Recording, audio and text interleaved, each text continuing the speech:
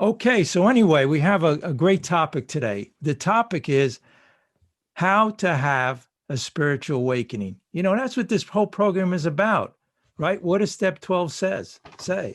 It says, having had a spiritual awakening as a result of these steps, we try to carry the message to others, especially alcoholics, and practice these principles in all our affairs. So this book is an instruction book on how to have a spiritual awakening, how to become more higher consciousness, getting out of the self. It talks about it. Even our introduction on the forward to the first edition on page 13 says, we of Alcoholics Anonymous are more than 100 men and women who have recovered from a seamlessly hopeless state of mind and body. And I'd have to say for myself, and I would imagine for many of us here, and that's the reason you're here, did you feel like you had a hopeless, seamlessly state of body and mind? I mean, when I came in here, I didn't know which way was up or which way was down. And that's why I was obviously insane, because I was into all my addictions, alcohol, food, drugs, all of these addictions, and getting people to like me in life. I just couldn't deal with life correctly. This spiritual awakening that they're talking about here, how to have it, but what it is basically is that new consciousness, getting out of our old thinking. Because, step one tells us alone. Why does it say in step one, we admitted we were powerless? Okay, why does it say that?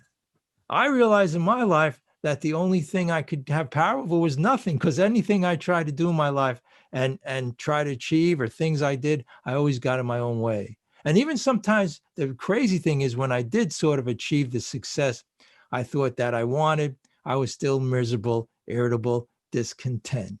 Okay, so a lot of us come in here and we have these addictions. We're enslaved by the food. We're enslaved by our thinking. Don't forget, our thinking and everything we think about is only what society told us to think. We need I guess what I would think of now as a new slate, a new way of thinking. And it talks about on page 63, before the third step prayer, about being reborn in thinking, becoming renewed. The old self didn't work. We were miserable, irritable, and discontent. But not only us. If you look at, I started to realize as I worked these programs and these steps, that even people around me, people that I thought were so quote normal, they also had these issues. And every day they get into that anger, resentment, and be upset. But thank God that I had this thing where I hit bottom and I came in, so I can be rewarded with this gratitude for this spiritual awakening. And so we're going to talk about how to have a spiritual awakening, and the way to do it is through these steps in this program, but we'll go through it. So again, as I always say, by the end of the meeting, we'll all have that spiritual awakening. Okay.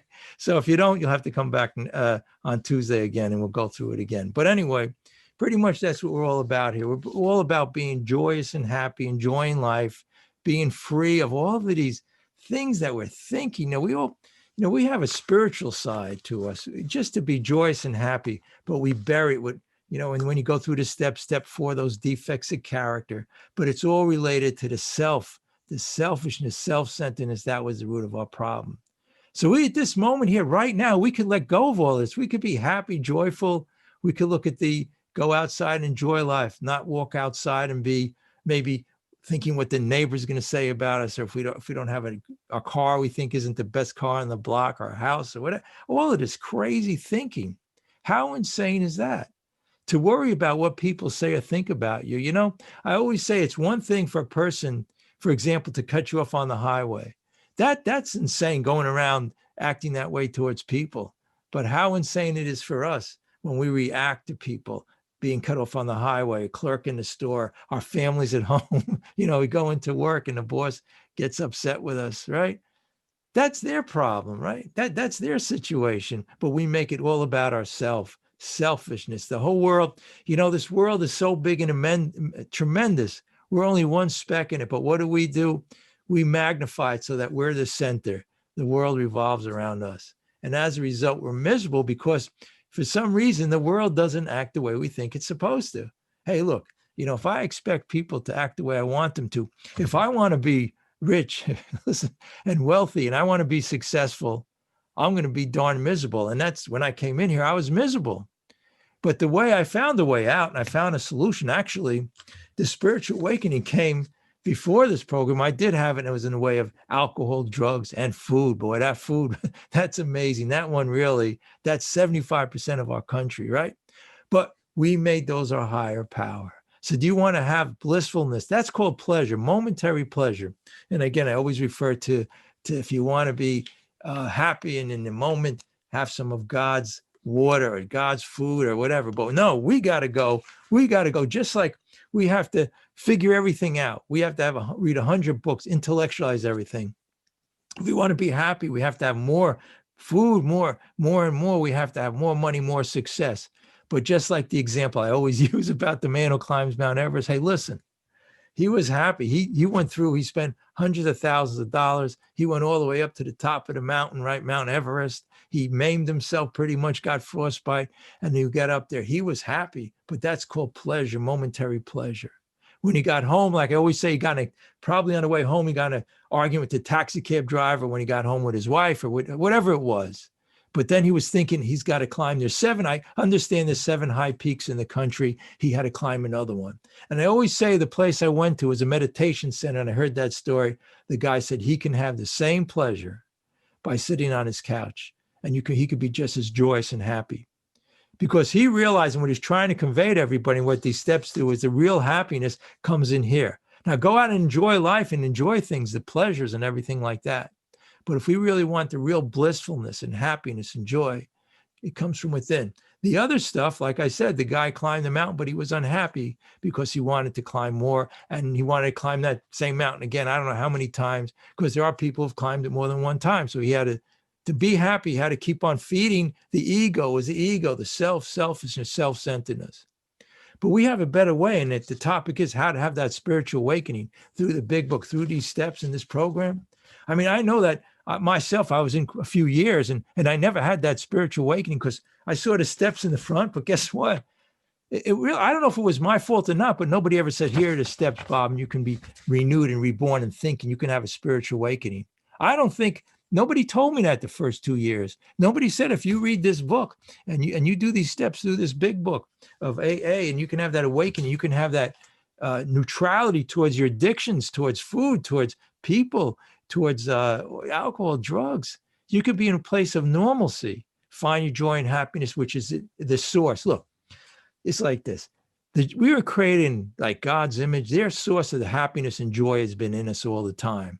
It's always been there. We just covered it with these defects of character and going through life and trying to figure things out. God gave us this will and intellect, but we misused it, right? We self-will run riot. We use it in order to get upset when people did stuff to us or whatever it was.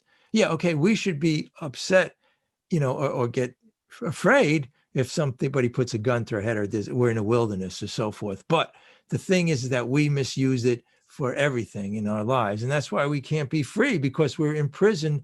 People control us, situations control us. Just imagine right now, if you didn't think and worry about what people cared, if you got all your joy and happiness, your self-esteem from God esteem, right? It's not about the self anymore. I talked about self-esteem and how it's crazy because we want to be better than others. We want to have more money, more success, and then we'll feel better about ourselves. No, when we have this spiritual awakening and God consciousness, it all comes from within. So right here, right now, no matter what is bothering you today, believe me, and according to, it's just not real. It's from the human experience. When I do step 11, get quiet and meditate, the answer I usually get is that it really doesn't matter. So all of these plans and designs and all of these, depression is from the past and anxiety is from the future. We're here with the eternal presence, with our higher consciousness, because it talks about in the steps of the higher consciousness, and it's talking about it's in everything around us, and it's in us. And then when we feel these vibrations in the moments around us, we become one, right? We experience that oneness. It's all the same thing as universal oneness, right? We're our cells in the body are just like the rest of everything is together. Even the cells have a universe going around it. So when we get centered and we bring that consciousness in and we just feel that love and patience for everybody, instead, again, walking out of the house and worry about somebody at work is going to say something negative to you. So you're going to be in self-centered. It's called self-centered fear.